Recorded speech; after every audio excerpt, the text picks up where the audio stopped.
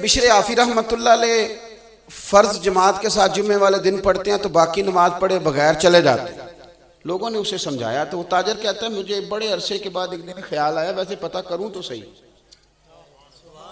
कुछ तो मजबूरियां रही होंगी, यूं ही कोई बेवफा नहीं होता, पता तो करूं मसला क्या है, मालूमात तो करूं। कहते जुम्मा पढ़ा हजरत के साथ मैंने तो सलाम फेर के वो निकले मस्जिद से तो मैं भी उनके पीछे हो लिया।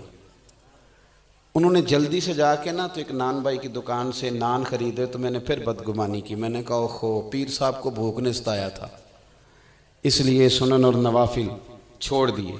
फिर वो थोड़ा आगे गए तो उन्होंने गोश्त वाली दुकान से कबाब खरीदे होटल से। तो मैंने कहा मौलाना की उम्र देखो और जायके देखो।